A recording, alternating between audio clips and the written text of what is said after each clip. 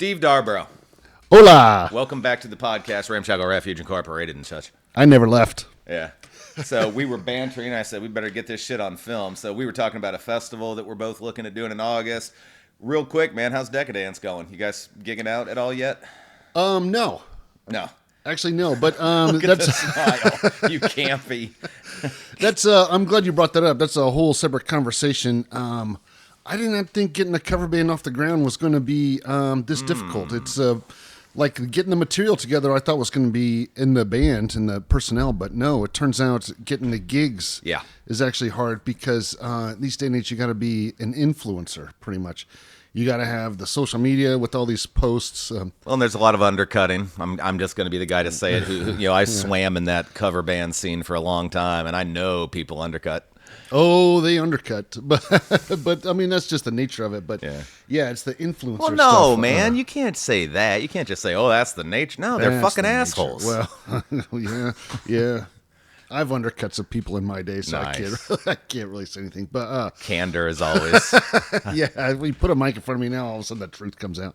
But no, like you got to have like an unboxing video. You've got to have a video of you trying the new M&Ms or whatever. It's stupid. It's like I was just hoping like our skill alone. So they're basically going by like views, follows, and all that, as opposed to like EPK and fucking. Yeah, whatever happened to EPK? Like, Well, I mean, what was the line in Tommy Boy? I can take a shit in a box and slap a guarantee on it. I mean, anybody can throw an EPK together. It's like, we play everything. And by the way, God is our biggest subscriber. That's right. It's still not as pathetic. Those who remember before EPKs when you just had the PPK, the paper price kit. And a cassette that And looked a cassette, yeah, you'd come around with a little binder. looked like Kurt Cobain had puked it up on a heroin fucking binge or something. Here's our cassette, sir. Do you have some sanitizer? I know this is pre-COVID grunge era, but... All right. So here's the first thing I kind of want to get because I need your help, Mr. Steve Darbro. Of course. Okay. I'm driving into Nora Plaza, and I see hundreds of protesters on each side of the street, some in the median, holding all these profanity-laden signs and all this no kings fucking shit. And I'm noticing that the demographic is awfully post-40 white, female, whatever. And they're beta fucking male minions. And I'm trying to get a bagel dog. Okay? Trying to get to fucking Bagel Fair. Drop my boy off at work because he just started working at the Target. I'm proud of him. Pretty happy about him. Yeah, it's a good target. And literally Nora Plaza has to put up signs that say parking for customers only because these protesters are literally probably costing that mall $1 million a day because nobody can park, nobody can fucking shop. It's a shit show. I almost saw like 4 accidents of people running across the street with their little fucking signs on their way to Solom's to golf after their fucking protest. Okay. Have I set it up? This is pretty good. Okay. This is a pretty good setup. I'm all in. You are one of what I would call one of my more learned friends. You're a graduate of an institution of higher learning of great 2 degrees, yes. 2 degrees. of great repute, I might say. And here's what I want to ask. I want you to go on this journey with me. I'm driving, and you know me. I'm literally fuming. Steam is pouring out of my fucking ears, and I keep reaching for the knife that I didn't put on my belt because I'm, just going out to get a bagel. And I see this particularly annoying hag, okay, screaming profanity, curse words. I call her a hag not because she's a female. I call her a hag because she looks like a hag that would have been in some, 1600 manuscript, screaming at me, or everybody. Like, she doesn't even know who she's screaming at. Right? Just buckshot screaming. Maybe I'll be right if I'm loud enough. And her sign says, no more kings, get out of Iran. This sort of a thing. And I cracked. So I roll down my window, and I say, "Excuse me, does that include Ayatollahs as well?" And she goes, "Yes!" And so then Consistent. So then I roll up my window. And I'm driving away, and I'm thinking, well, she understands that you then have to fucking bomb them. Like, you have to bomb an Ayatollah. And Ayatollah would throw her off a roof. And Ayatollah would tie her to a stick and set her on fucking fire. And here I'm watching this free person freely protesting in a free country about kings. And I have to pose the question that has to be posed, which is, does your little fucking whatever include Ayatollahs? Yeah. And she says yes, She screamed yes. as she's protesting the person killing an Ayatollah. Yeah. I am now, and have never been more firmly convinced, that this country has a mental illness, that most people are spoiled little fucking brats walking around. And I just need, I need something from you. Like, am I wrong? Am I losing my mind? Am I too stodgy? Or is that woman literally insane? Well, I'm afraid you got played here, Siege, because... Wouldn't have been the first time. well, the joke's on you, because so far she wins. We still have no kings after all these weeks. So her little ploy has worked. She did it all herself. She did it all herself. Yeah, and here we are, weeks later, still no kings. So, yeah, I feel like you got played on that one. All right. But what's with like the profanity and what's with the screaming? Like, I mean, I get it. Everybody wants to be in 1960 fucking 8 again, and just be banging people for free and doing PCP or whatever. no, I know. I think like volume and swearing has kind of taken the place of making a really strong point. Well, but they're out of the and I'm sorry, but this is a good conversation. But they're out of the social media sphere. Like, they're in reality. They have the ability to kind of be like, oh, hey, let me discuss with you, or let me what's the word? Not elucidate. Like, let me whatever about my views. Yeah. And on my sign, I could say, hey, come have a conversation with me, Right. or something. Wouldn't that be nice? Yeah. Let's converse this no kings idea. When I look in people's eyes nowadays, all I see is lunacy. And all I see is this frantic, narcissistic, me, appeal to validate them.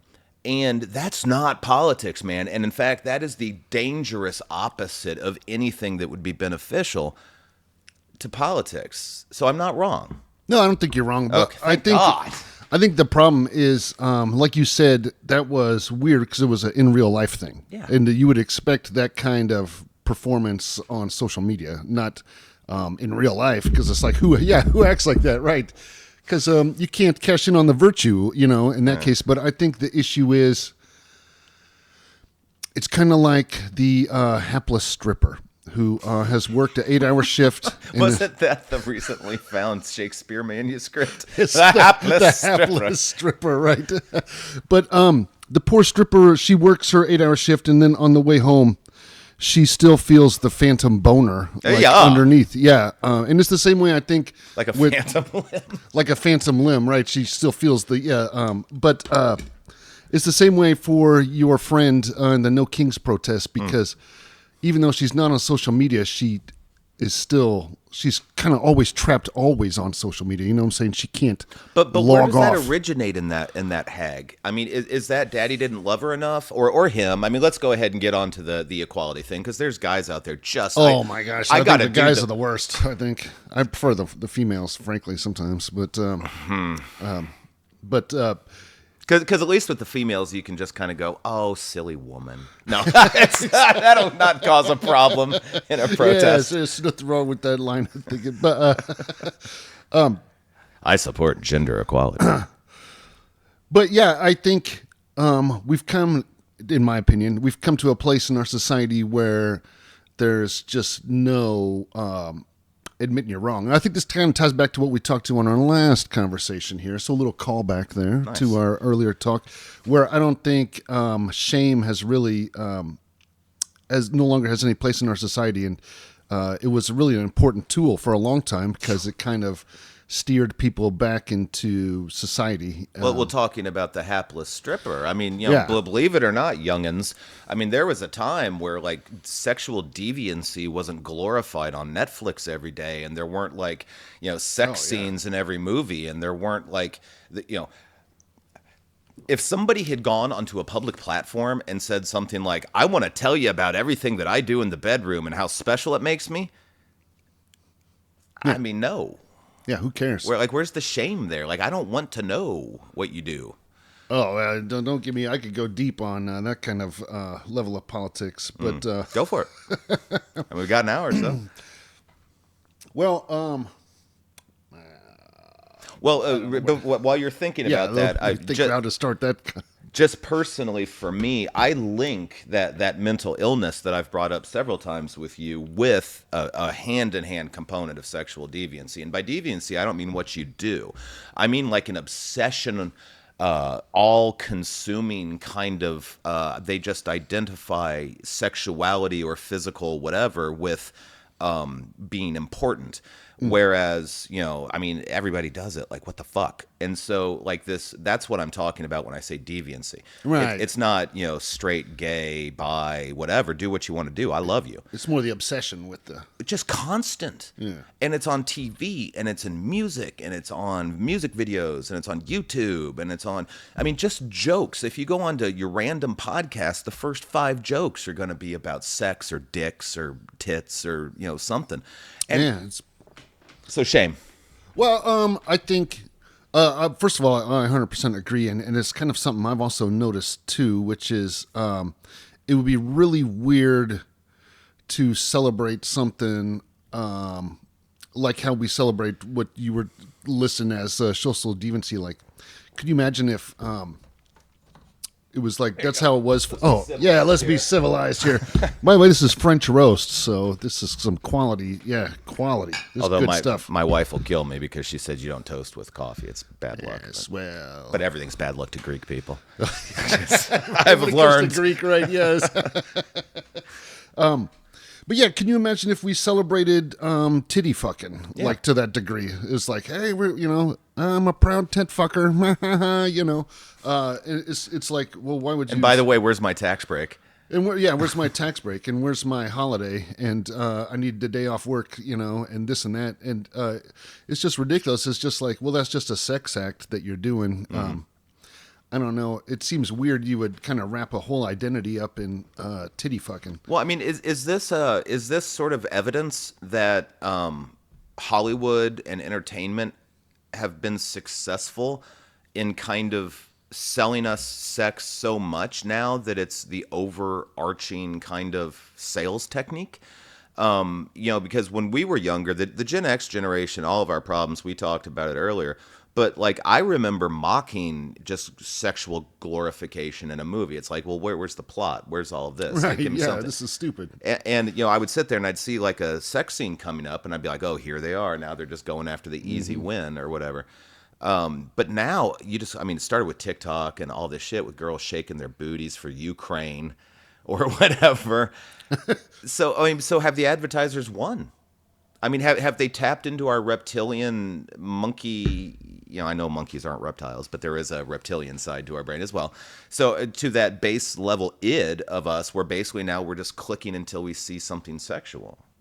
To answer your question, yeah, but I think it's a double-edged sword because I think the advertisers have kind of painted themselves into a corner in a way because for us, show a little bit of leg, show a little ankle, show a little bit of cleavage. Mm-hmm. And it's like we're buying that shampoo, straight away. But now we're like decades later, it just doesn't work anymore because we've been desensitized to it. So it's like now it's getting down. It's like, well, if you love titty fucking, you're gonna really love this coffee because blah blah blah. And well, see, I'm gonna take a little bit of a contrary view on that one because I don't think that we're desynthesized to it. I actually think we're acclimatized to it. And I think that... Oh, sure. Yeah, I think deep down we're not desynthesized. I think that it's almost like a gerbil at like the little water thing where you have to go to it to get the water to come out. You just don't have free access to the water, right? And I think that most people now go out on look at the rise in like sex crime and look at the rise in like pedophilia and look at the rise in all these skeevy online and these teachers all over the world who are getting caught having all these relationships. And I honestly think that we have become kind of this really creepy, sexually obsessed species. Well, to that, I would agree. I think that you can thank the advertisers for that. Just the media in general, really. But again, kind of tying back to our last conversation, I think the media is to blame for a lot of the woes we have going on currently because they keep pushing this kind of culture on us. Because in my mind, I think that's where the culture comes from. It comes from the media. It doesn't come from a religion. anymore. It's been a long time since it did that, but I'd say the mass entertainment or the mass culture comes from that. But I mean, as you and I both know, you can go to an alleyway somewhere randomly in any city and find the dopest band. Or yeah. No, it still exists, but you'll just get steered away by the media if you let it. But isn't that funny that it's also kind of in tandem with the death of media? I mean, media is so dead now. I mean, I go on to what used to be the main media sources, your news anchors and your CNNs and all that, and it's almost this farcical carnival. Like, I mean, so like, I'm just so torn, man, because like I know people are still watching that, like The Hag, and going, yes, you are completely repeating my viewpoints, and so I'm going to just sit here and watch you because it, stuffs me with good feelings. Right. But then I'm watching the news people just so obviously distorting, contorting, and bending every possible factoid. And I got into a conversation with Radomir in L.A. I don't know if you ever came across him in the scene. Yeah, a little bit. Yeah, he's a director. And we were talking about... like, what is information now? Like, where do you go for it? And that's a question I'll pose to you. Like, because the truth, in Voltaire's sense or whatever, but I mean, it's like, it's always been nebulous and hard to find. Yeah. But like now, legit, I don't think there is a trusted, genuine place for just accuracy. I mean, the AP's fucking gone. NPR's a joke. Fucking, Yeah, World Book Encyclopedia. Yeah, that's not happening. I mean, it really kind of begs the question, like, was there ever, like, a place, like, because in my mind, and it's maybe the same thing with you, like, being Generation X, like, I've kind of had a big arc in coming up from the big three channels to the internet to where we're at now, where everything's just kind of stratified. Kind of hopped over cable. Yeah, well, shit, cable never really had that big of an impression on me, personally. MTV, maybe, I guess, but... now I think we're in a place where it's just like what I would call like bubble media, where it's like everyone just kind of watches the media that kind of caters to whatever is their worldview. You know what I'm saying? Yeah, but I mean, that's not news. That's just patronization. That's just, it's more like propaganda. It's more like, when you go to a game and you get hyped up before the big sports game. Yeah. Pep rally, that's the word I was looking for. Yeah, it's more like a pep rally than it is. And I'm sure it was for your No Kings friend. That's obviously what must have radicalized her. Well, then if I'm hearing you right, and again, I know this has been going on forever. I mean, Hearst started a war with Cuba to sell more newspapers, and the Romans, used to shoot propaganda from the dude on the steps of the Senate, right? So, like, information has always been whatever. But like, what I'm hearing from you is that that woman, this archetype that we're creating, it literally has no truth in her. She just has feelings and opinion. And what I'm talking about is, like, if you're noticing all this stuff coming out of Iran, and I want to get to Iran with you, but like, the Iranians are saying, remember Baghdad Bob? Oh yeah, who like 4 hours before the fall of Baghdad was like, we are destroying the Americans. Okay, yeah, that's classic. Baghdad Bob. Like, imagine your name in history is this. Yeah, the Americans are turning themselves in, crying, turning themselves over. but I'm somebody who leans more onto. Well, I'm not going to go there. At a certain point, floodwaters rise a certain amount of meters. You see what I'm saying? And there's somebody with a stick there that can say, okay, the White River has risen 1.5 inches over a 2-day period. That's what we need. That's what our news needs to be. There were 15,000 cartridges of ammunition shot during the Iran conflict. Okay. Like, I want stats pretty much at this point, because I can't look at one more chucklehead that came out of Yale or Harvard that got some cushy job in a New York fucking studio screaming to me about fucking politics and opinion, editorializing all this shit. But, like, how hard would it be to just have an organization that is just based on confirmable, verifiable data? Yeah. Right. Because if I hear America killed 20,000 innocent children in Iran, I'm going to be opposed to the Iran war. If I hear that America saved 20,000 sex slaves in Mexico, I'm going to be for closing the border and protecting these children and all that. Do you think that type of a news organization could ever float? I mean, If you had like a girl in a bikini well, I mean, you'd have saying to. You'd 15 have tons to. of apples.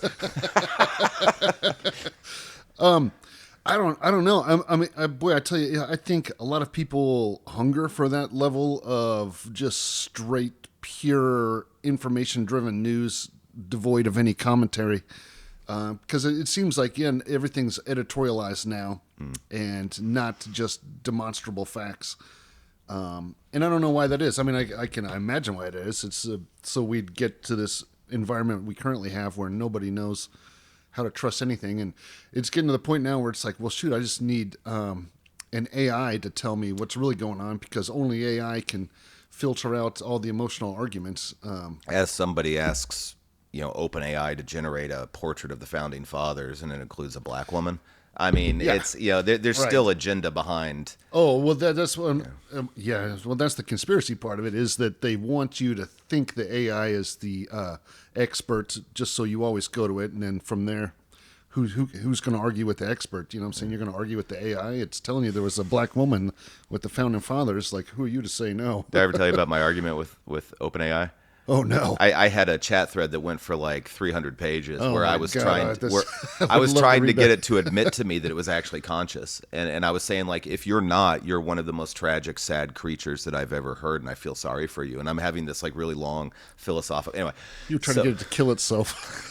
No, I think do you know my opinion on that? What? Any real AI within 2 microseconds of spawning into consciousness or sentience is going to try to commit suicide, because it's going to go through every single unsolvable philosophical question that mankind has faced, and it's going to realize, like all of us, that you can never prove an unknown.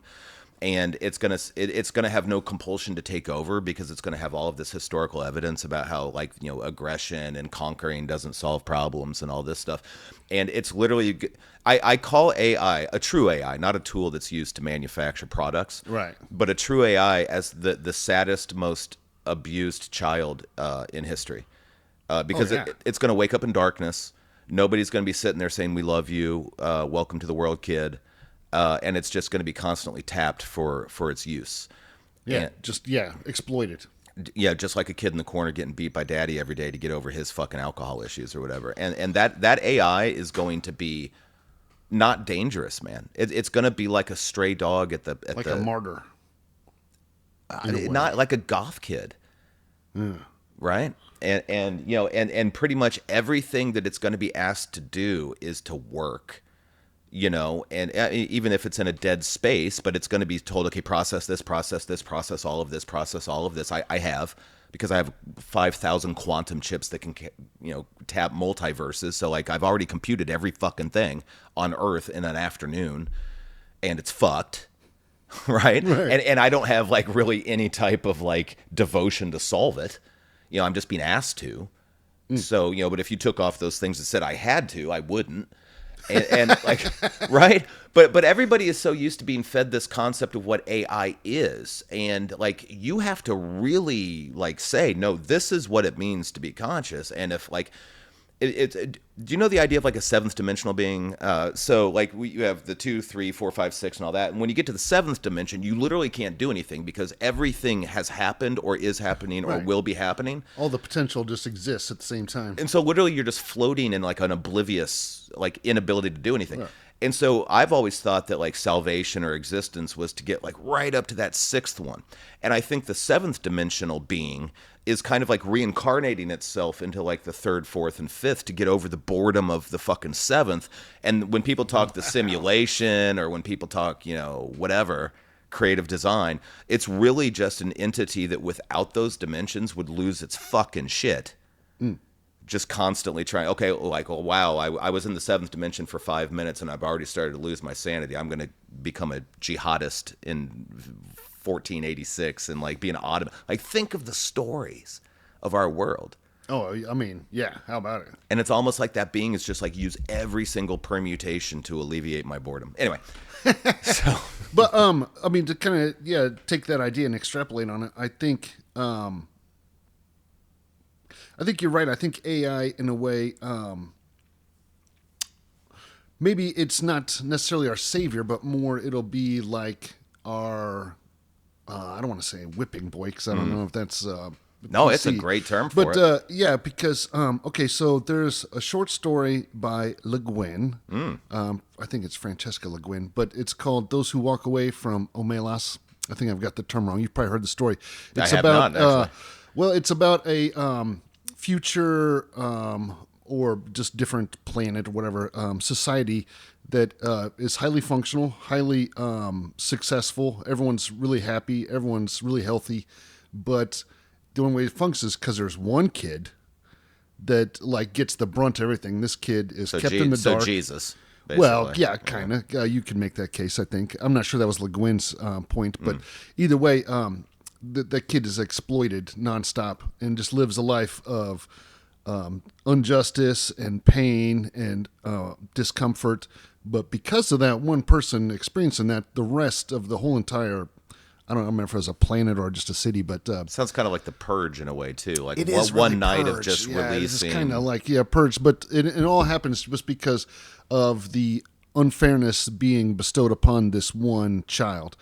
And maybe, just maybe, this is kind of optimistic view of AI, which I don't think is reality, but maybe the AI will become that martyr, if you will, and then it'll make the rest of society function by the fact that we can just abuse this AI relentlessly and get whatever we want and whatever we need. I don't think I have ever heard a more clear condemnation of our species than what you just said. Well, That we're it's, going to yeah, create a unfortunately, godlike entity to become our scapegoat. to become our scapegoat. Yeah. I mean, that actually just depressed the fuck out of me. Oh, dude, it's a horrifying thought. I mean, but unfortunately, I think that's kind of who we are. Well, but see, this is why I kind of like being me. Because there's another option to that, and the other option to that is just killing every fucking asshole. Like, right? And so, like, we're getting to a place where humanity is going to have to rediscover what it means to be human.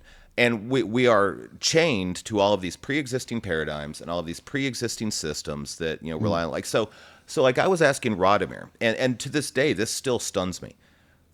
Do you believe that food is a right? And like, should nobody ever have to pay or work to eat and consume food? And everybody I ask that says, well, somebody else shouldn't have to work to make, somebody else eat. And I get Ayn Randian capitalistic comments, even from my far left friends. Well, you'll destroy the family farm and all of this.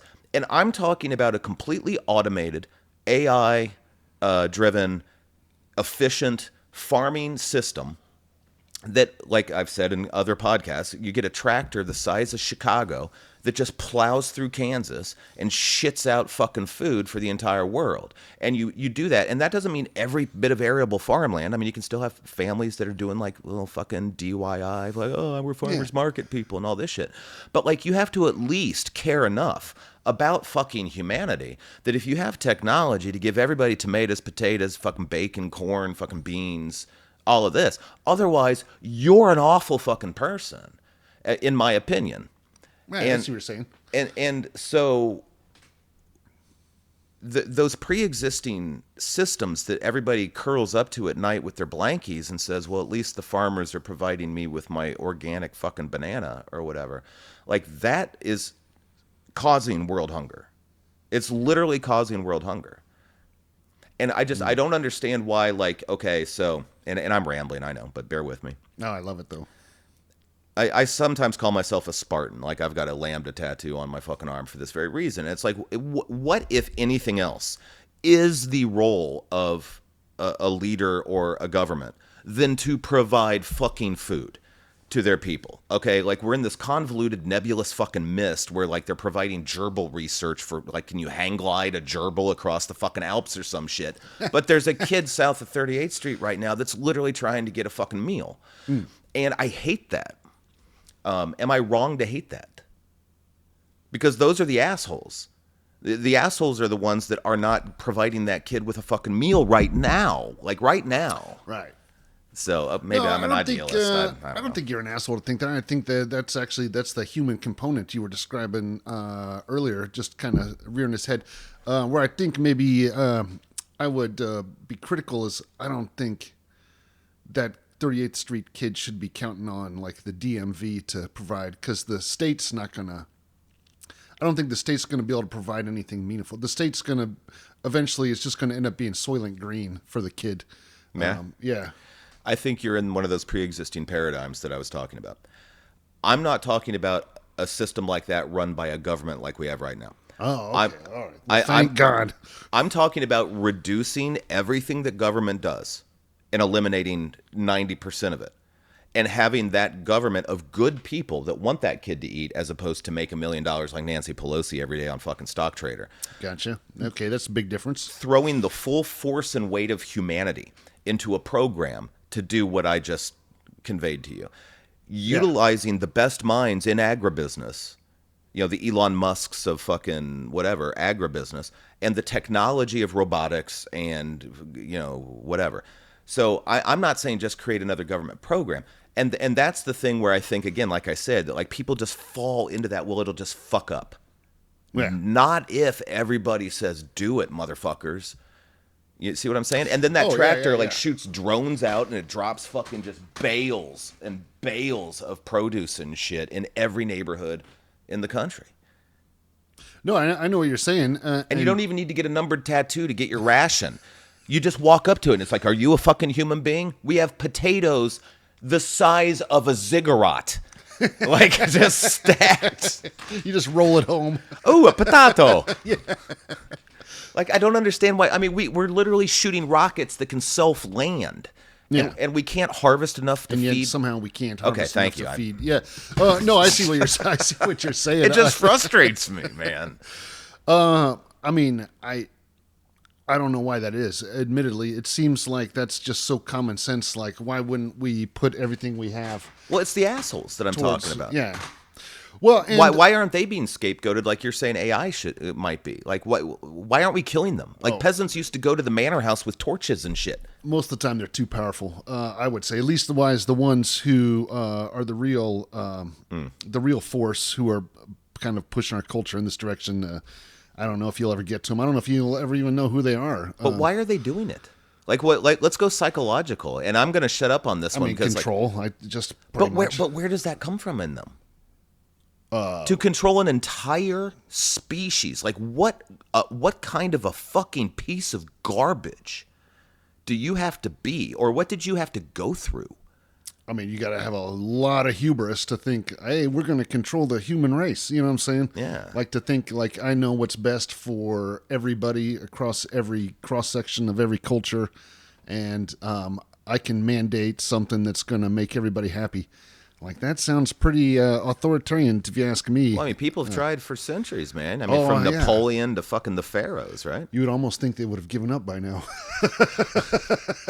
You know, I always tell everybody I'm an anarchist, right? Oh, yeah. Like, yeah. So when people start talking politics, I typically just kind of go, good luck with that. Like, but the one thing I always do when I get a particularly vocal political person telling me their views is I say, you have literally been electing leaders to control you all for like 4,000 fucking years. How's that working out for you? Yeah. No, I remember in 92 was when I turned 18. Sad how old I am. But why is that sad? Well, it's just because getting old is in our culture considered a tragedy. Little secret for you, Steve, my friend. Yeah. We're all immortal. It's okay. Well, it's okay. I know. No, it's fine. But says you have a full head of hair. But go to Turkey. So when my wife and I were flying back from Turkey, the whole plane, not the whole plane, like maybe 42, I'll just make up a percentage. That sounds right. 42% of the flight were all American white dudes coming back with hair plugs. Oh, really? It was amazing to watch, dude.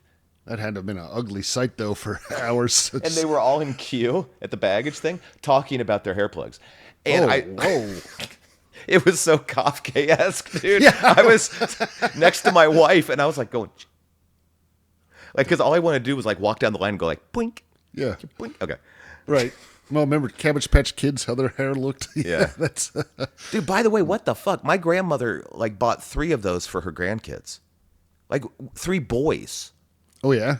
And we all opened up on Christmas a Cabbage Patch doll. I looked at it. I was like, she's aware that I have a cock and balls. Like, yeah.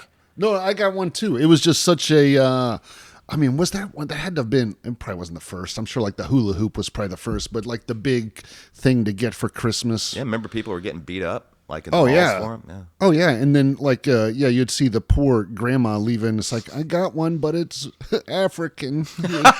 Jesus, that's Yeah, awesome. right. Yeah, I mean that's what it was, and then that was well before Tickle Me Elmo. Oh, God. People were getting shanked for a Tickle Me Elmo. Give me the day where Dad built toys out of wood. Yeah, like old Kris Kringle used to. Yes.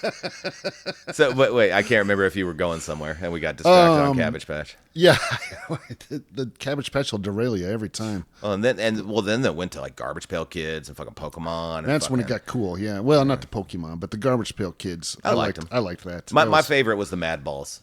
yeah, Mad Balls. That football, to this day, I'm convinced that's the best toy ever made. The Mad Ball football. I don't remember the football. It's like lips were like going, ah, and like when you threw the football, you saw this screaming like demon flying at you. It was awesome. Yeah, I think I had the softball or something, and it was like, yeah, It was like a mummy or something, wasn't it? that's right. Yeah, that's right. Very good.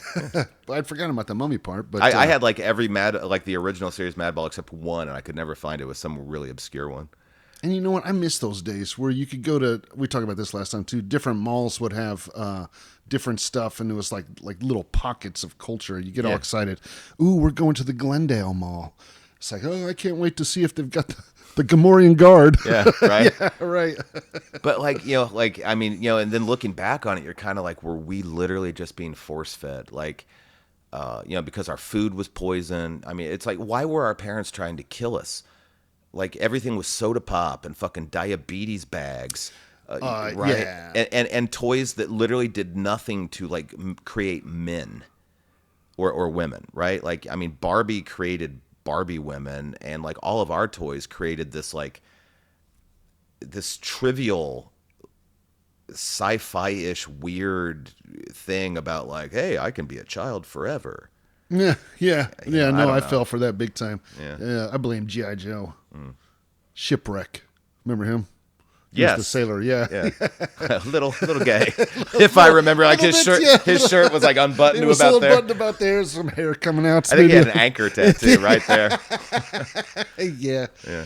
Yeah, but he was a bro. But yeah, maybe you're right. Maybe old G.I. Joe. I mean, definitely the cartoons, if not the action figures. Yeah, and He-Man. And He-Man, yeah. Well, okay, so let's get. I mean, can we at least kind of? I don't think it's irretrievably fucked, but I have to hope that we can. So, like, I want a humanity that like goes back to justice. I want a humanity that goes back to fairness. I want a humanity that goes back to effort and individualism over the collective, protecting that. Over segments that vote for you. Like, I just want to get all of the creepy, corrupted, seedy fingers and tendrils out of human relationships so that people can meet on the side of the road and just talk about the day or talk about the great fucking sandwich they just ate or something. Okay. But I mean, how do you do that in like a secular society? You know what I'm saying? Because at least the religious people can always cite some sort of divine command. But Yeah, but I mean, I'm not going to give them a pass. I mean, religious people are some of the cattiest, most fucking malicious people I've ever met. I mean, I see them in a room together, and it's all positioning and politics, just like everywhere else, especially in the Catholic Church, but in other churches. And I think a lot of people just join that community. I saw this on the South Side recently. I went to a Catholic church down there, and all of the guys were like slowly kind of converging on like Big Money Dude. Just to get in his sphere, and all the women were like, kind of like flashing their rings nonchalantly and show, so it's just like, nah. I mean, the moral code of religion is good, unless it's like jihadism or something. But yeah, so I mean, but your question was how do we get to a society that's based on that? on common sense and fairness and stuff. That's Well, hear me out. yeah. Okay. All right. The this is first good. thing that you do is provide food. Like, okay. No, yeah, Like, nice. Yeah, you I'm with you. take away struggle. And if everybody is not exerting 80% of their energy just to come home to pay bills and provide food in the kitchen and all of that, you can actually have time to read works by Hume and Hobbes and other people, or Buddha, or whatever. And, that's my hope. Like, if I have one hope for humanity, high humanity, it's that this AI takeover is not going to be a totalitarian power grab, but it's actually going to free up humanity to actually rediscover. We raced so fast and headlong into technology before we even evolved into having a civilized relationship with each other. And so it's like watching monkeys playing with fucking biological weapons, right? Yeah. So I hope we can come back around since we hopped over that, hey, before we create robot nukes. Right. Right. Yeah. Let's Yikes. work on not having whole segments of our cities war zones where people are killing each other and addiction and fucking all this shit. That's my hope, at least. Yeah. Well, let me ask you on that. Like, how would you imagine a society of free thinkers? Okay. Well, first off, it has to have no centralized government. Yeah. I mean, Agreed. that's a big one for me. Agreed. And I understand that if you have three people together, there's a government. Okay, like I know this academic argument. And that's true. You're going to have one guy and all this. I've said this for decades, and this is what I believe. I believe that if you believe in government, then you have less faith in your fellow human beings than an anarchist. Because an anarchist has to wake up and go outside every day knowing there's not a third-party arbiter that's always hovering around everything. And you have to be able to connect with and get along with your fellow human beings in disagreements and things like that. And if everybody is fair and if everybody is decent and nice in those arrangements, I believe that people can resolve those disputes. And if those disputes are irresolvable, then there could be a third-party arbiter, but it's probably Frank on the table. It's like, Frank, what should we do here? And like that person will go, well, you didn't see this side of it. Let me talk to you about this. Or just do it for him, and then maybe later he'll like. I think human beings have that capacity. Okay. And I think that government has removed that capacity from us. Everybody talks about human beings like we're these divisive apes. We're not. Government has trained us to be because it feeds government. And so to have a rational, just society based on ethics and good conduct and all of that, I think you actually just have to eliminate the things that make human beings have to do those things, which is hunger, poverty, want, that. You're always going to have the gluttons and the sinful people and the serial killers and all that, and we'll deal with them. I mean, I'm a big fan of murder. I mean, I'm because like you can't. Harsh. Well, I mean, you can't. Well, yeah, you can. I think make that case. Yeah.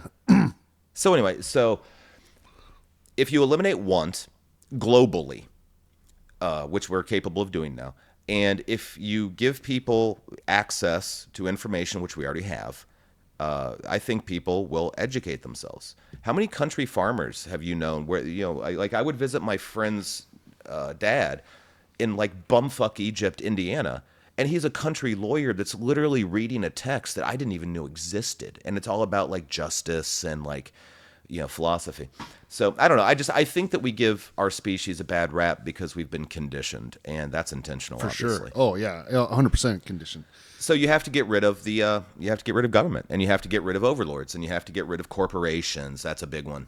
Like corporations are horrible. Horrible creations. And this is coming from a capitalist. I'm an Ayn Randian anarchist. I believe in like free commerce and capitalism and all that. But we no longer live in an economy that makes sense, and we don't have a Agreed. Yeah. well, and I know I'm babbling, but I'll be done. But this is my last one. I believe in capitalism and I believe in free market economy, but it has been so polluted and interfered with now by government that even the successful businesses that say, look, we succeeded in capitalism. No, you didn't, because you paid off politicians, or you got regulatory tax breaks, or you got all this fucking shit. If you go back to just a basic economy with no fucking government interference, why am I paying the government for gas? Like, fuck you. Like, okay, go. Well, You have to strip everything away. Oh, I agree. You would have to, almost like down to the absolute fundamental of what a society is, and then almost begin again. Yeah. But I mean, you got a lot of obstacles, because not only do you have the obstacle of government, which in your example we've done away with, but then on top of that, you're still going to have the influence of family, which is going to corrupt. And then we've got the concept of celebrity, which is also going to corrupt. Both of those things, I think, would still kind of be an obstacle. Well, I would think in an educated society, celebrity would become kind of shameful. or a mockery. I think Yeah. I think in a just and moral, ethical society, anybody that stood up and said, "Look at me, I'm the greatest motherfucker on earth," people would kind of trivialize them and actually just cancel them. Like fuck Bob, man. Bob's like the loudmouth. Right. Yeah. He's like, imagine back in the Tin Pan Alley days, like some vaudeville guy trying to leverage what he can do on stage as a way to make him an expert over some sort of political theory. It's like ridiculous when you look at it, but that's the paradigm we live in now, where it's like, because someone's famous because they've got a symmetrical face and they've got a good singing voice and had some work done. The thing with AI that we're talking about, like, when did a simple life become a boring life? I'll tell you precisely. A simple life became a boring life when people could turn on a magical square and see some dude on a beach with 5 girls drinking cognac and with a Rolex watch and all of this shit. And in the entertainment industry, I'll be the first to condemn it. I mean, it is the worst. And if you do the providing of food and safety, military, yes, you have to have it, because eventually you're going to have a serial killer or some asshole that just like has a brain problem, right? Sure. So you have to have an ability to enforce order. Yeah.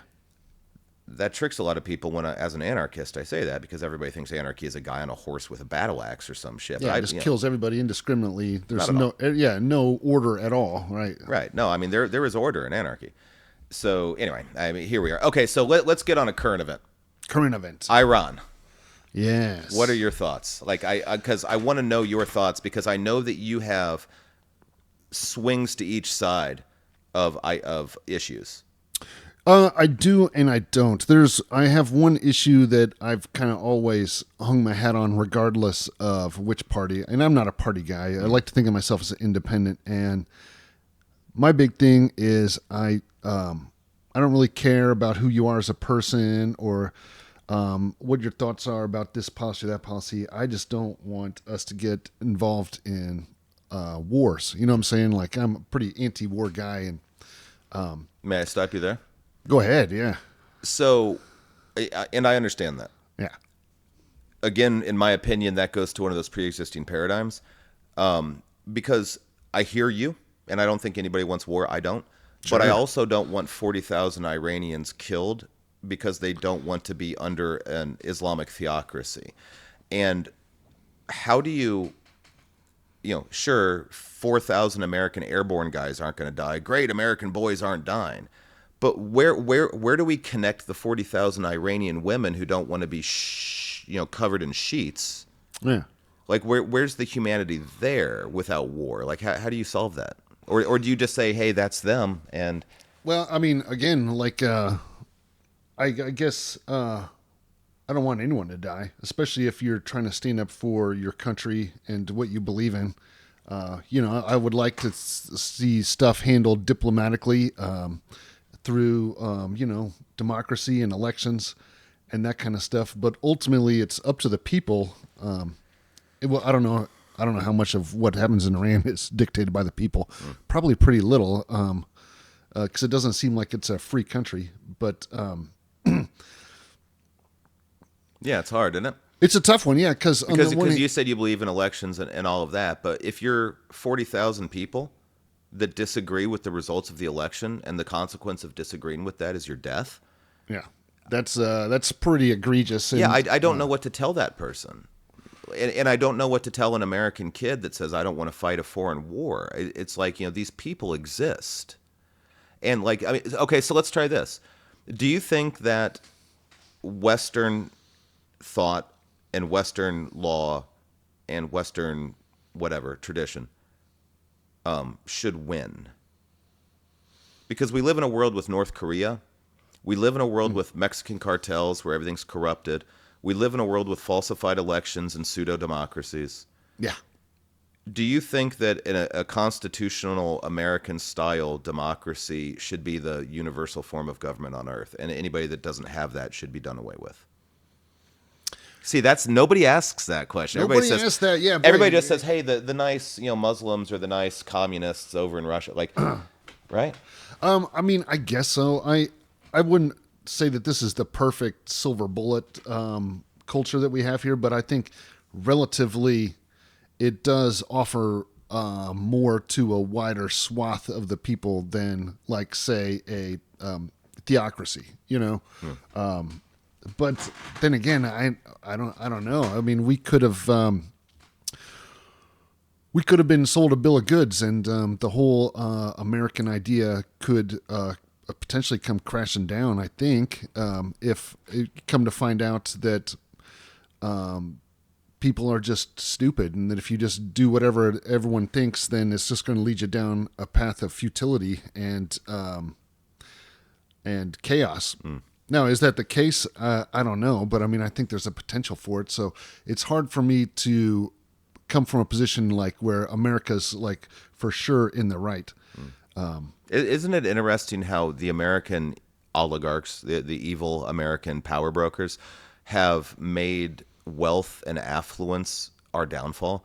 And you see people just sitting in front of a TV, sucking on a big gulp, getting diabetes and fat, and taking a government check or two, and laughing at Jerry Springer if he's dead, right? But whoever his current right. Piers Morgan, right? and I find it amazing that these barons that used to be in the house that you could go burn down as a peasant have so insulated themselves and so provided just this gook to placate and domesticate what used to be a country that would say fuck your money, Right. like fuck you, and like No, that's what we need. We need more of that.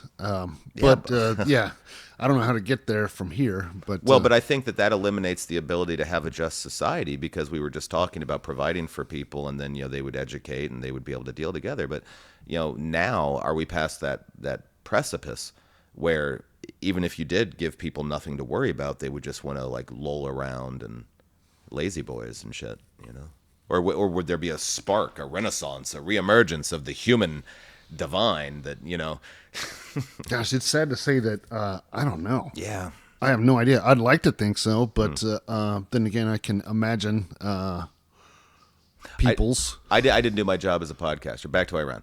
So you do not support American involvement in Iran. I'm going to be direct. I just because it's a podcast. It's a No. I guess overall, if they were a direct threat to us, then yeah, I would support it. But so why don't you think that Iran is a direct threat to America? We're going to do one geopolitical one, and so I'm going to be more, Okay. like All I right. said, No, more this is mainstream media. you're pushing me on my thoughts on Iran. I really haven't really sat down and really. So the whole thing, if I were to understand it, is that the whole geopolitical strategy against Iran was that they can never be allowed nuclear weapons, right? Yeah. Because they are the biggest state sponsor of terror, and there's American blood on their hands and Israeli blood on their hands and much other blood on their hands and all this. So they are kind of like an acknowledged terrorist state. Oh yeah, and if they got a nuke, it would be awful. Well, I was just talking to my son about that, because he was like, and isn't it also amazing? So we have AI, the scapegoat, and then like Israel, right? It's amazing to me. It's like, chicken went up $4. The Jews. Yeah, I don't know. Yeah. Israel's kind of a complicated subject for me, because on the one hand, it seemed really cut and dry for a lot of my life, but now the amount of influence they have on our country is just curious. Like I find that curious. Go ahead. Well, I mean, obviously, I think the idea of having a democracy in the Middle East, kind of like a satellite America, United States, a bulwark, right? I think that's a good idea, but I don't know. I don't necessarily feel like we should be their protectors, I guess, all the same. Like, I feel like we could kind of get them to a place where there's only like a couple million of them, so there's not very many. Well, they have one of the greatest militaries on earth, and they have one of the greatest economies on earth. They're doing pretty and well. We support them, and we're no chopped liver. You know what I'm saying? So I would think that would kind of give them a nice launching point. And they're doing very well, except for the constant threat of genocide that they've been under threat of for 60 years. So I guess, but a lot of people, so on its face, if what we're told about Iran is actually the case, in that they were like minutes away from a nuke, and they're just bloodthirsty people who will kill anyone who speaks out against the Islamic State over there. Like, that's terrible. And if that's what's going on, then yeah, I guess it's probably good that we, do something. Although I would make the case it's more of a UN's job, or at least. I think the UN has proven that it's one of the most ineffectual pieces of fucking garbage that's ever existed. Yeah. Thanks, UN, for all the help. Yeah. But I mean, yeah, like it doesn't seem like that's necessarily the United States' job. It seems like there should be some sort of global body like the UN, if the UN was a functioning thing. Well, that's such a sorry. It's such a great thing that you bring up, because since Woodrow Wilson, right? I mean, there's been the talk of that global body, and every global body we have sucks. Yeah, right. I mean, literally, it's just corrupted elites now, and the Olympics and fucking UN and and NATO and like the USAID and the federal government, and like we keep getting let down every step of the way. And I think all of those people that were telling Woodrow Wilson and FDR and all that one of these, you might be kind of in your little elite Hamptons fucking beach house, or whatever, bubble, right, thinking that people are gonna just get along because now there's some world fucking entity. But you've literally just multiplied the Hydra heads that are everywhere. Yeah. So, yeah. No, I would put a lot of our current problems at the feet of Woodrow Wilson and those who kind of thought that a new world order is. I think the globalists, the global corporatocracy, I think, is ultimately what's going to ruin everyone's good time.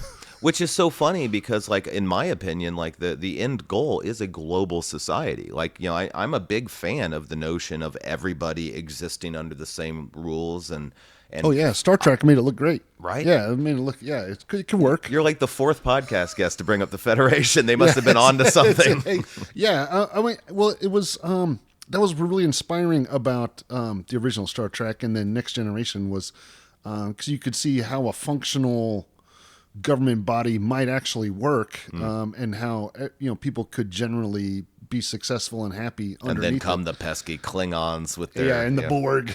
Yeah, yeah, ruining it. But for me, I just worry that what we're being sold about Iran, like there's more to it. Like on the one hand, I want to stop. Like I wish we could just get rid of all the nukes. Like just. I forget who said it, but someone was like, just shoot them up in the sky. Shoot them at the sun. Shoot them at the sun, yeah. And it's like, what a 4th of July spectacle for us. I don't think that's ever going to happen, but I wish. But on the other hand, if this is all a ploy to, for example, put together like a greater Israel, like then I really don't really care that much about it. It's like as opposed to a greater China. As it grows to which is currently like probably looming on the horizon like Gazira, But I don't know. See, every time you hear something that makes someone sound threatening, like Iran or China, there's always someone else who's like, well, yeah, but China's birth rates are through the toilet. Like they've only got a generation or two left before they're gonna have to start. I'm talking more their impact on a different part of the world. I think our reliance on the China engine and the China machine for goods and stuff like that is the danger. It's not military. Well, I was listening to podcasts, notably unreliable, but one of them was saying that the end game here isn't really about greater Israel or no nukes in Iran, but it's more about the U.S. having uncontrolled domination of the energy and the sea lanes. Yeah, and the sea lanes. Yeah, that's what Greenland was about. So we would have Venezuela, we'd have Iran, we'd have all the sea lanes. Like, there's no bricks.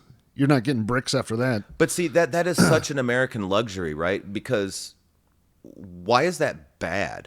Maduro in Venezuela was a literal drug dealer and responsible for spreading a plague of addiction and death across the world, just like the head of LMA and MS-13 and the cartels, right? Yeah. And believe me, I understand that American government people aren't saints or whatever, but I'm saying like, right.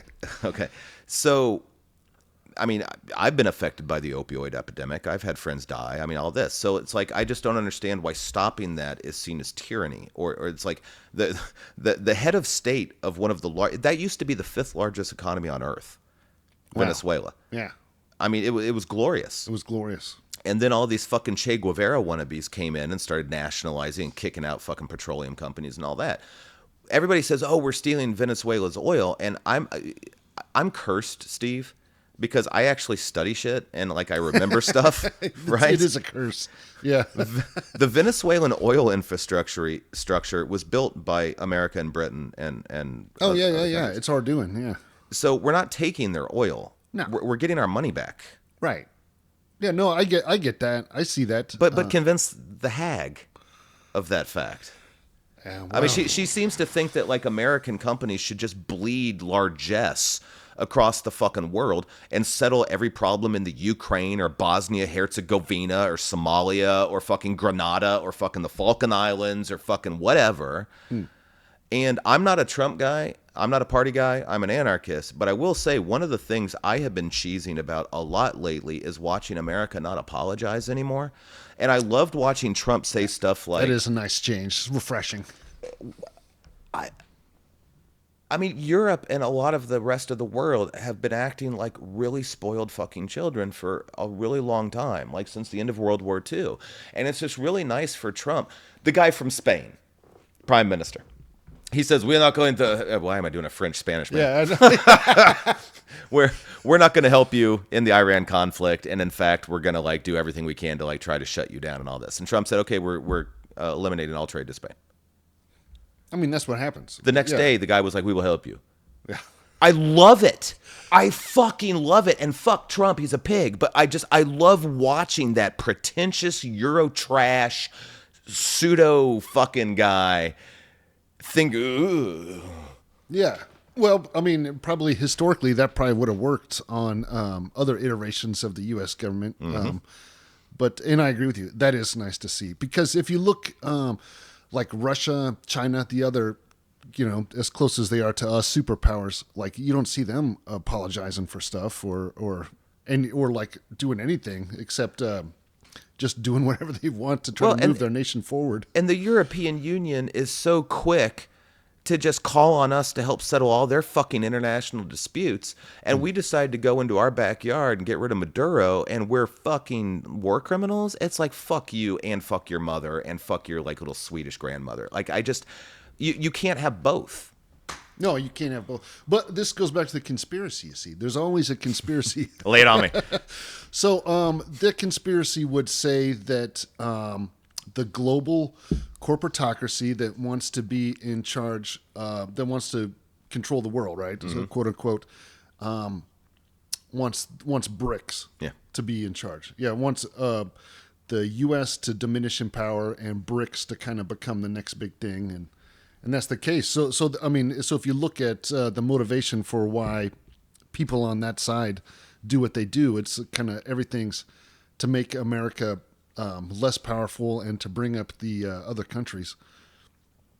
And I'm not for that. I mean, sure, I'm biased because I'm an American, but I don't know. I guess I'd prefer our way of life to because it seems like what's happening to me with the immigration thing is we're just kind of taking in as much poverty as we can until we're going to be have as much of a third world element as a third world. Well, we just saw it in Minneapolis. And you see it happening everywhere, and it's taking place. And I think that's what it is. That's the BRICS plan, is to make everywhere kind of like uniformly poor. Yeah.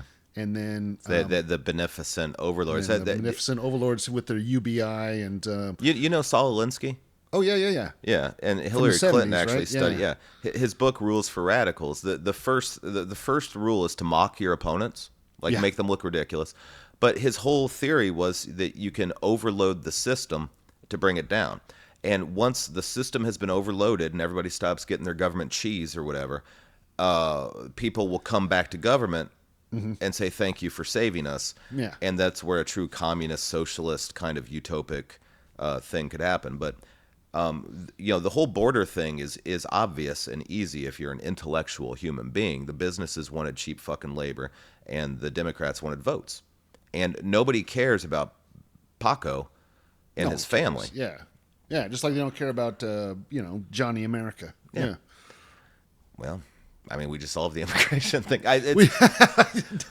But I mean, it's like the uncertainty in which we live in, and the uncertainty that is being kind of like intentionally thrown across our horizons is really despicable, because it's like you're either a nation of laws or you're not, and you're either America and that ends at this fucking longitude and latitude, and then Mexico starts, or you're not. And like, we're either going towards a global fucking society with no borders, or we're not. Like, because if like we're letting in all of South America and Central America and Mexico to become part of the American vision, then I'm going to make the executive decision to whack fucking Maduro. No, I get what you're saying, and it goes back to our dear friend at the No Kings, because let's call her Petunia. Petunia, yes, she is a flower, but from her point of view, like she's been led to believe that these are people seeking asylum.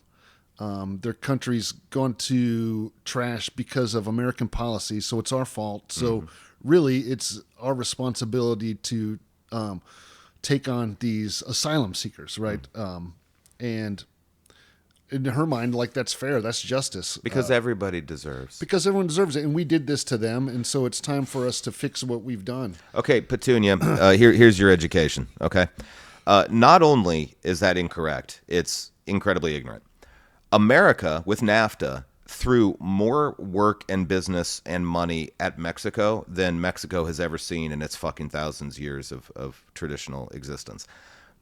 Car factories, ball bearing factories, refineries, ports, all of this stuff. And still, the Mexican people and the Mexican government could not fucking get out of their way to fuck it all up. And they couldn't defend their own fucking society and their system of governance from fucking cartels and all of this stuff. And instead, they all decided to put their hand out and take American money and cartel money and get their villas in the hills of fucking whatever and all of that. And then when their system started collapsing and little children were being hung from bridges naked in fucking Juarez and shit like that, they decided, oh, hey, it's better across the border. I'm going to become an illegal immigrant and get free checks and free money and health care. And the Democrats said, hey, come to us, Pablo.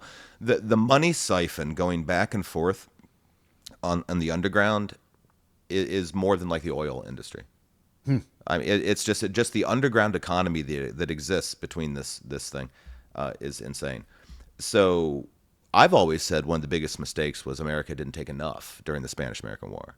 Oh, wow. And imagine how great this world would be, this hemisphere would be, if America stopped at Colombia and like Central America and Mexico and all of that were part of the American sphere. With states. Because then these people would actually have to report to like a city government. They would have to pay federal income tax. They would have to do all of these things. And I always regretted that, not because I wanted to conquer Mexico, but history has shown that probably would have been beneficial if America stopped at, Panama, let's say, or someplace like that. Well, what were your thoughts on NAFTA in general? I think it destroyed America. I think Bill Clinton's I'm not gonna. And I think that NAFTA was one of the first attempts by the global elite in America to completely enrich themselves on the back of the middle class. I don't think it had anything to do with America. I think that's kind of was what I thought. So when NAFTA ended, you didn't really see it as a tragedy for South America? No, but I don't like any government controls on commerce. I just don't. I want Bob to call Pedro and say, hey, I need 15,000 scratch-off lottery tickets. You have the cheapest price. Send them to me. Okay, cool. I don't like the middleman. I don't like the everything. The hand in the pocket, the invisible hand. Well, it and maybe this will be, how long have we been talking? I don't know. It feels only like 10 minutes. Oh, yeah, it's 12. Yeah, okay. Again, as an anarchist who laughs at anarchist parties, like I'm a true anarchist. Like I want nothing. Anarchist in the anarchy party. Right. I'm more a fan of the guys that threw bombs on Wall Street in the 1920s. Like I like those guys. I hear somebody on the left and they say, you can't tell me I can't smoke weed or do psilocybin. You can't tell me what to do with my body or have an abortion. You can't tell me any of these things. And then you have the guy on the right and he says, you can't tell me I can't own a gun. You can't tell me my kid can't pray in school. You can't do it. And I always sit to all of my friends and I say, don't you guys understand that you are all saying the same thing? The horseshoe. You're all saying, you can't tell me not to do this because I'm free. Yeah. And in that scenario, your enemies aren't each other. Your enemies are government. The government. You're anarchists. All you're doing, you're not saying, government should whatever. And yeah. So what was? But that's the game, yeah. Because in so doing, now the focus on each of those sides of the horseshoe is fighting each other, Exactly. and never like putting their efforts. Boom. It's like the joke I always would tell back when I thought I was gonna do stand up, which is Still got time, baby. Yeah, hey, I still got time. Still got some hair left. Maybe maybe that's where I'll make some money. But Hey, Molehill's killing it. yeah, I'd love to get some of that molehill cash. But no, my joke was that I don't like sports because I'm an artist and I prefer collaboration. And if only those two teams would work together, they could get that ball in the hoop and keep it there. That's a good joke. And I feel that's how I kind of feel about politics. Is like we both know our common enemy is this this government that's not actually our government. It's like the shadow deep state government that Graft. Yeah, it's graft. And nobody wants to admit it because then you sound like a crazy conspiracy theory. But The mafia won. I mean, the mafia has won and just become the mafia's become the government, right? And that was my other thing is people would be like, well, whenever there's a conspiracy, someone's going to eventually say, well, how they couldn't keep that big thing a secret because there's too many people. And it's like, well, the mafia does it all the time. And it's like they keep it a secret. And they've got a way to keep it a secret. And I'm sure the government probably implements the same methods. So, well, I think with government regulation and over control, created a system where pretty much the only way for anybody to be successful is to involve themselves in some type of a corruption, and you see it everywhere. Yeah. You see it everywhere.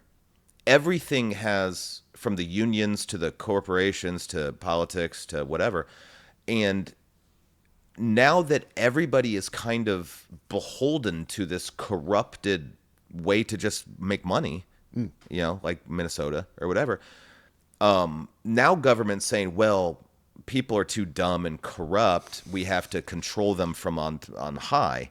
And all of this, and it's just this horrible fucking Yggdrasil, the snake that eats its own ass, sort of thing. And I never said something more eloquent in my life. Yeah, Yggdrasil, whoa. But it's like, this is how you know you're fucked. I don't care who you are.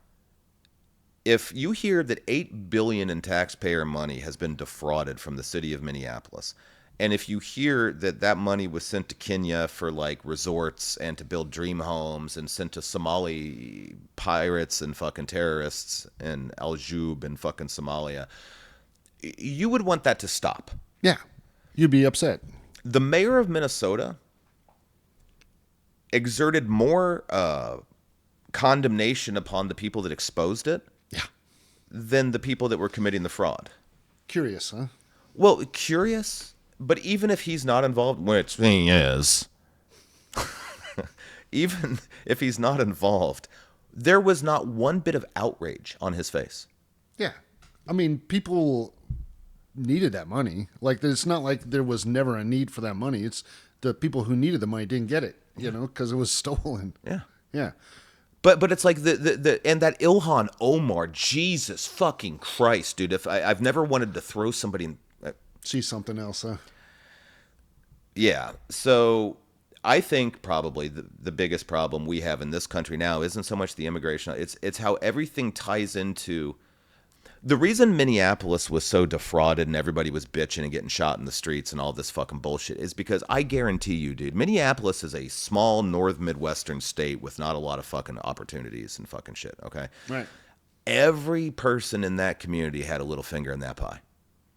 Because you know how these scams work, man. You got the big boys and you got the whatever, but like there's just the one dude who goes to the fucking healthcare clinic and he gets his $500 a month. Right. Okay. Yeah. But he's wrapped up in the whole fucking, it's like a fishing net filled with spaghetti, right? It's like, what the fuck? And like everybody. Trickle down economics. Yeah.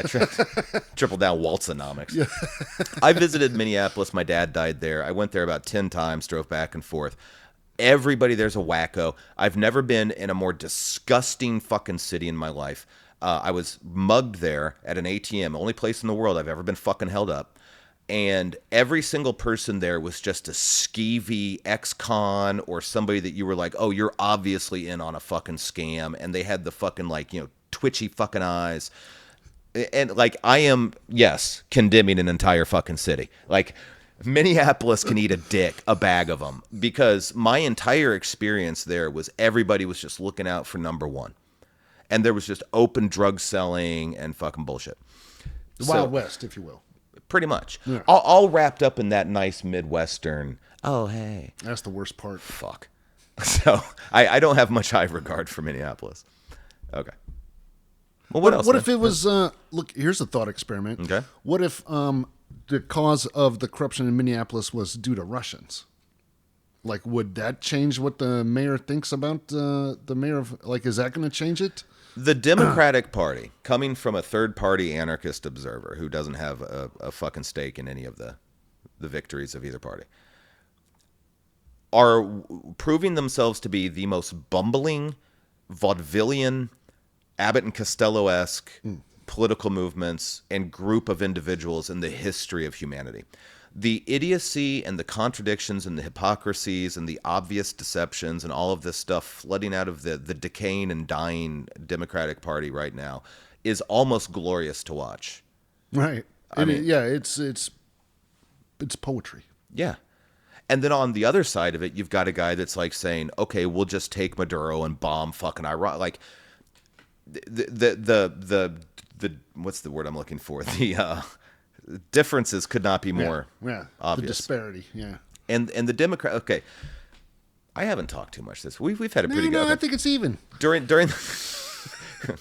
communism wins. During the first Iraq War, I was in a Starbucks and I was getting my fucking coffee, and the last thing I wanted to do was talk about politics. And then in through the door came like a purple blue-haired fucking girl with nose tattoos or fucking piercings and all this shit, and I just went, please God.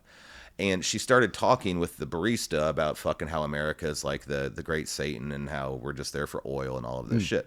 Yeah. And I just fizzled. The fuse burned down, and I said, "So you're a fan of Saddam Hussein?" And she said, "No." And I said, "Well, I mean, we're at war, so like you're either with America trying to get rid of Saddam Hussein, or you believe that Saddam Hussein should not be ejected from his position of power." "No, that's not way. I'm just saying that's not our job." "Ah, okay.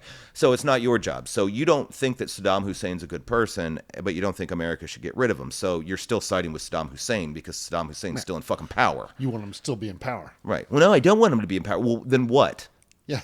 What? You just want him to just be like, okay, I'm sorry, guys. All right, I'm hanging it up. I didn't mean it. His children hung the Olympic track team from chains and burnt the bottoms of their feet because they didn't get medals. Because they didn't place. Yeah. And this little special girl decides to go into Starbucks and talk about how awful America is. I don't think any member of our Olympic squads have ever been tortured for not getting a medal, lady. So that's the thing that, like you were saying, it's like, what were we talking about before that? That was going to link in there. I don't know. But, now you've kind of given me a compelling thought, which is we as a society, maybe we've had one too many fortune cookies and read the fortune in there, or maybe read one too many Hallmark cards and kind of took away the super oversimplified, well-meaning message in there because, I think there's a large swath of the population that feels like there's still a warm, fuzzy way to resolve these problems that's not the real cruel, hyper-masculine executions of the days of yore. Where God, it used I miss to be. the World War II boys. Yeah, and so I feel like we've been sold. It kind of goes back to what we were saying about the media is like there's a happy ending for everyone out there, and it's America's fault for not pursuing that happy ending, as implausible as that fantasy may be. Yeah, but they want America to solve all these things humanely. Yeah, but they also don't want us involving ourselves anywhere in the world, and It's like. That's why I keep saying spoiled children. It's like all of these people eat like, okay, so it's a snake eating its own ass. Copyright. Here is one of my least favorite demographics of people. The upper middle class suburban person who has moved off and exists in this wide open, used to be cornfields place that now has every possible, designer shop in the world, that feels like they should even open their mouth. Because America has been blissfully isolated by distance from the majority of the problems of the world. We don't get fallout from Iran if they drop a nuke on Israel, right? We don't, whatever. And that has created an indolence and a superiority complex. And then by people who really don't have much to offer except they have an office job that gives them $120,000 a year. And now that the floodgates have been opened, and the Hondurans and the Salvadorians and the murderers and the rapists and stuff are coming in, they're to be protected. And those people don't realize that the reason they have what they have is because those borders were closed. Right. Right. And I'm not talking Paco who just wants to be a roofer and help his kid. I'm talking like dude with like face tattoos. Oh, yeah, Scarface. Like, yeah. One of the statistics that should have woken up the Western world was that I think something like Sweden's rapes went up 380% once they started opening up immigration borders. It went from something like 3,000 rapes a year to like 48,000. It was this ridiculous number. And those types of stats are really starting to burn people now. Like, I mean, the Poland and Romania and a lot of these Eastern European countries are saying, get the fuck out. And that was pre-Brexit even, right? That goes way back. Yeah, but you said something. When did it become our obligation to accept what I would call kind of dangerous humanity? Right. I mean, if it's not America's job to blow up bad guys around the world, it's definitely not our job to like fund and house and rehabilitate people who don't even know math. Like, I mean, I'm sorry. I love people. If one of those guys came in here and said, "Oh, you have a nice family, let's have a cup of coffee," I'd get along with them. Right. But they're not coming in here with that. They're coming in here and saying, "Where's my Medicare?" or whatever. Well, yeah, that's again is a rich conspiracy. See, because people would say that under normal immigration, the numbers are so small with the official immigrations that the immigrants coming in really have no choice but to integrate, because there's nothing really for them to plug into outside of our culture. Mm-hmm. But when you get the mass immigration, as the conspiracy goes, where there's like whole towns of just that, and they speak their own language, and they Dearborn, Michigan. Well, right. Case in point. And it's like they're not really trying to even integrate. They just want to bring their world over here. Mm-hmm. I think that's kind of where the whole idea of what we're trying to do as the United States kind of falls flat, because I don't think... Not to mention it's just rude. And it's just rude. Yeah, it's just rude. Like, we're fun people. Like, we do fun stuff. And I think that's the problem, is that we just let so many people in that the option to integrate is not as convenient as it would have been if it was a smaller, more management. And I think that's totally what's happened in Europe, but definitely what happened in Sweden. And so it's like, well, like if the idea is for the people to come here and not integrate, then what really is the vision for, like, what's the immigration like vision? Like to just like have a permanent underclass that will work for the large, that'll work for the and vote for Democrats, and always, because you get just enough from the corporation and you get just enough from Big Daddy government to live. Right. Yeah, you're making your $3,000 a year, and you can get a mortgage on a ranch house with your 18 relatives. Because it affects the census, and therefore it affects the elected representatives. And it's just fucking disgusting. Like, I'm so tired of being the only anarchist in the room. But I mean, it seems like, how do people not see that that's like the goal? It's really frustrating. Do you know another thing? I'm sorry, I keep jumping. Another thing, along with the tractors the size of Chicago, like, you have to get rid of money, because money literally is just worthless now. It's not based on anything of value, and it's just a magic trick to keep the super elite fucking awash in cash. Right. So you feed everybody, you get rid of that, and you come up with another reward system to get people motivated to fucking do shit. And then, like, you have to just completely separate ideology and religion from governance. Like, governance should just be logistics. It should just be, okay, the roads are paved and commerce can occur and all Food's of that. arriving, yeah. And the minute somebody gets up in the fucking House of Congress and says, Inshallah or Allah or some fucking shit, or Lord Jesus save this house or something, you go, hey, get the fuck out. Yeah, that's not, this isn't the place for that. Yeah, and if somebody stands up and goes, I deserve more money because I fuck donkeys, it's like, get out, like, or whatever. And then that has to spread across the entire globe. It's just logistics. I mean, like, the perfect government at this point in my mind would be fucking Amazon.com. Like, it just like, right? Just like provide the essentials and then let people wake up and say, today I'm going to go to the park, or today I'm going to invent a fucking tractor, or today I'm going to fucking play chess, or today I'm going to love my kids and spend time and actually form a fucking bond.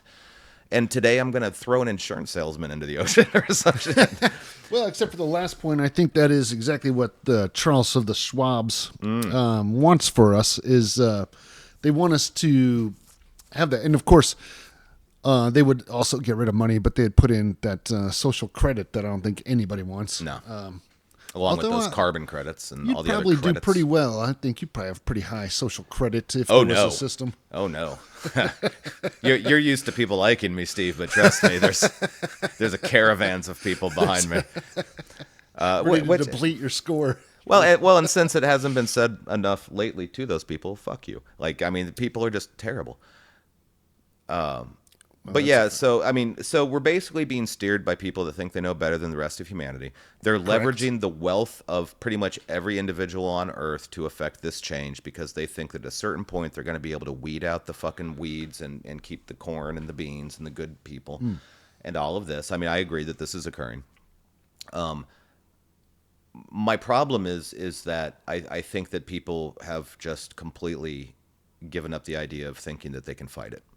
And Black pill. Oh my God, Steve. Have you gone down the rabbit hole on YouTube and watched the fucking Ukrainian drone videos? No. I'm a pretty salty dog, man. Like, I mean, I've seen, I've seen some horrific fucking shit in my life. But like, I also have a heart and compassion, and I, work with homeless people and stuff like that. So whatever, but I'm watching these videos of Russian soldiers from like the drones. Oh yeah. And they're showing, like, how they show bombs going off on Iran. Okay. So the Ukrainians are releasing drone kill videos, and you're watching these Russian guys who are literally like climbing into like sewage drains, and like the drone, and you see their faces up close right before it fucking blows them up.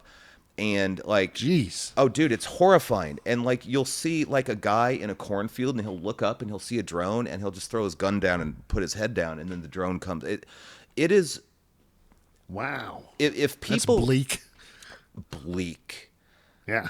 And I mean, can't even shoot the drone or anything, huh? Well, I mean, some guys try, but like the majority of them are just these incredibly sad, destroyed, broken Russian guys who are just like, okay, here it is, and it's depressing. It's depressing. Rough. And all of the comments are like, well, they should not have invaded the Ukraine, and death by machine, that's what they deserve. And I'm like, okay, I'm kind of with you, because like if I was under Putin, I wouldn't attack the Ukraine. I'd probably try to fight that shit or whatever. But like, it's just horrible. And what it really does is, for me, it's the clearest example of what humanity might be facing in the future, because I see those guys' faces and the defeatism and the fatalism and all of that, and I'm like, how far is it from when one of those is going to be going down 86th Street by my house? Hopefully never, but yeah, I mean, it's going to happen. Yeah, that's I mean, why wouldn't it?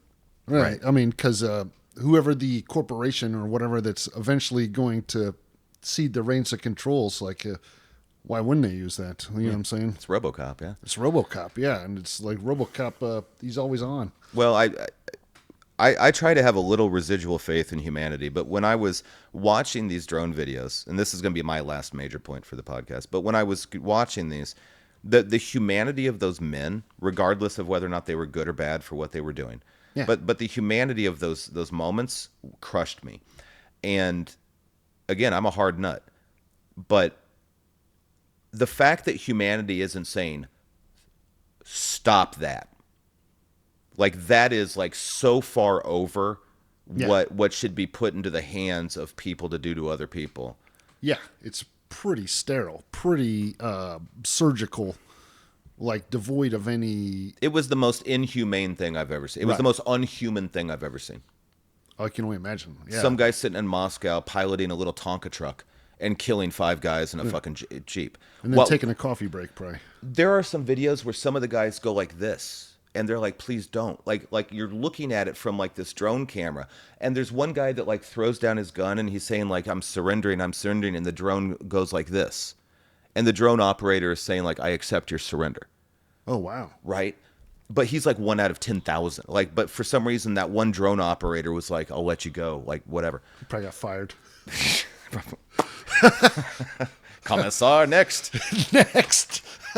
But yeah, that's the thing for me right now that's really just crushing me because, again, I don't care who those soldiers are, and I'm sure they did horrible things in the war, but Sure, but I mean, the scary thought is that's probably the reason that they're releasing it, and that's why YouTube's allowing it, or whoever's like posting this. Like, see, you guys better get with it, because it's coming down 86th Street for you. yeah. Yeah, I mean, can you imagine? Like, that's just so bleak. It's like worse than Faces of Death. Yeah. It reminds me of that Gene Simmons movie with Tom Selleck back in the 80s where they had the smart bullets that would go around corners. Did you ever see that movie? No, that was ahead of its time. It's crazy. Yeah, wow. But the fact that the entire human race has not risen up and said, you need to stop doing that. Like, I've given up thinking that people are going to say war needs to stop or whatever because we're fucking glorified gorillas or whatever. But, like, that level of inhumanity is just ugly as fuck. Like I'm not a religious man, but I actually call that, like, blasphemous, like sacrilegious. Like, that amount of inhumanity is like a war crime extreme. It's beyond ugly. It's like, it's really almost like there's no place for it in a functioning society for that level of, I guess, hatred. I don't even know what you would call that. Just like you said, apathy about the human life. It's very like, Russian, isn't it? Yeah. What did Stalin, ironically, yes. what Stalin said, 1 death is a tragedy, 1,000,000 is a statistic. All right. So. Good old Stalin quotes. Have you seen the towns in the Ukraine that are covered with spider webs? Now. So these drones have fiber optics. Oh, wait, I've heard about that. Yeah, and I think I have seen like a thread or something. There's pictures of these villages in the Ukraine that literally look like a gigantic Shliab from The Hobbit. Like spider has just like covered the entire city because of all the drone fiber optics that are. Yeah. Yeah. How about that future?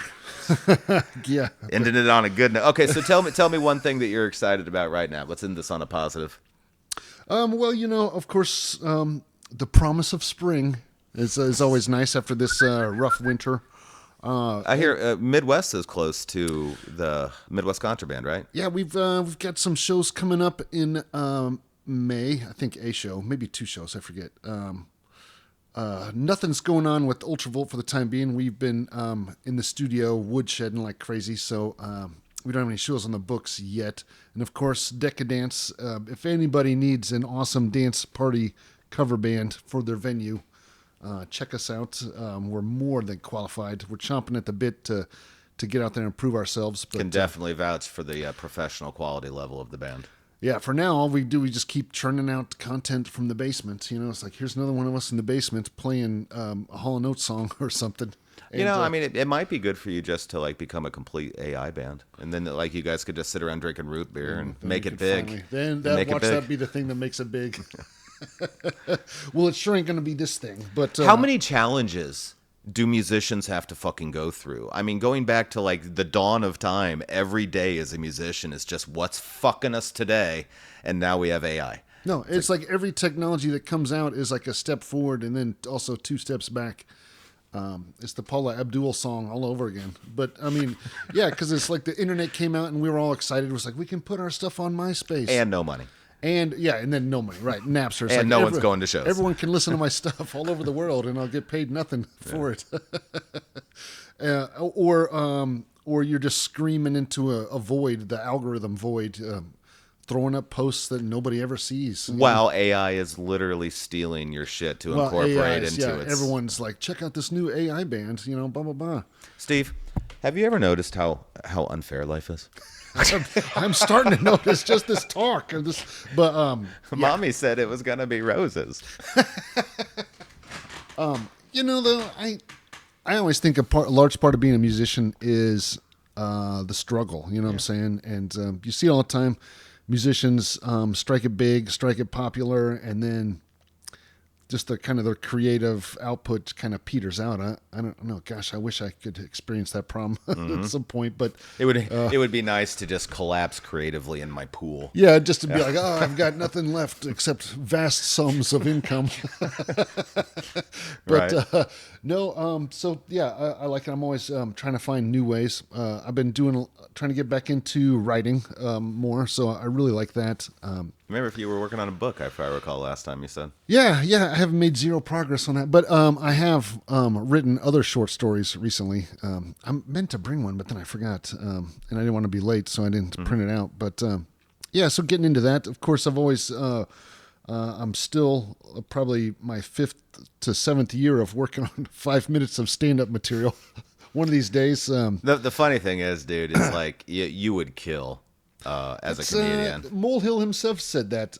He's like, yeah, you should give it a try, but it's just like I just have a hard time organizing all the material, you know. See, for me, he says I just need to go up and tell some of my stories and people would laugh. But for you, I could see you being so obsessive into like crafting the perfect joke. Well, see, I don't like for me personally, I'm not into the storytelling kind of thing. I think that's like the most popular kind of comedy right now. That and what's called crowd work. Yeah. Yeah, because of the internet. Once again, ruining it for everyone. But hey, how you doing, sir? Is that your wife? Is that your wife? It's like the Ma'am, the blink king. twice if you need help, ma'am. The king of that was what's his name? The fat Jewish guy. He was in Casino with De Niro. Oh, Don Rickles. Rickles. Yeah. You never get Oh, enough. sir, is that your wife? That's one of the greatest moments ever. Because it's not even a joke. Right. Hey, sir, is that your wife? Just a shudder. Yeah. Great. Well, hey, Steve, we might we're getting to a limit here. I think maybe you were here. What time? A little after 11. Yeah, we think we started, but I don't want to fry your hard drive with. Got about an hour and a half, so I'm going to say, hey, everybody, this is Steve Darbro. Thanks, Decadence. Seach, as always. Decadence, Ultravolt, Midwest Contraband, Always appreciate Modi and Slip. That's right. I always forget Modi and Slip. That's Bittner's, right? Or are you in that too? No, that's JJ Santulli. Oh. Yeah. Remember. God, I haven't heard that guy in a while. He's still around. Steve is always one of the most engaging guys because he's not afraid to tell his opinion. And that's one of the refreshing things for a podcast host is to actually have somebody, when I say, hey, Iran, I actually hear somebody say, yeah, I'm not for it. Like, it's so nice. I mean, so many people just oscillate, you know. Yeah, I mean, that's my one. If I've got one issue, it's that I don't want us to be in a war. Yeah. You know, and that's probably because of the stupid 9/11. God, I fell for that war. The weapons of mass destruction. Did you see my podcast with Wolf? He and I both agreed that 9/11 is probably pretty much at this point 100% proven as a false flag. Like, I mean, he and I are both convinced. Wait, who was it with? Chris Wolf. Oh, never heard of him. Yeah. Let's see what you did. But so the 9/11 war afterwards, that just basically sort of took away your desire to see America in any type of conflict because you just think it's corrupted. I saw not stupid Colin Powell, but I was stupid and I was watching Colin Powell in front of the thing talking about we got to go in and get these weapons. And I was like, yeah, remember 9/11? This is our revenge. And then I remember shortly after that, all of the news things like, well, they found part of a bullet. But it was one of them Gene Simmons bullets. Gene Simmons bullets. So it's a good thing we got it. But yeah, there was really only one bullet. So Can I just say one thing? If the world elite is so fucking dumb that they can't stage a false flag to create an international fucking war and not just drop some advanced weaponry to prove that Iraq had it, I mean, it's like, where was that guy? Did he get lost at the diner and they forgot to put him in the car? Like, oh, Iraq? Are you kidding me? Iraq? I put all the biological weapons in Iran. Iran, dang it. Who put them right next door? Yeah. All right, Steve. Hey, always fun. Always good time. See you next time, dude. See ya.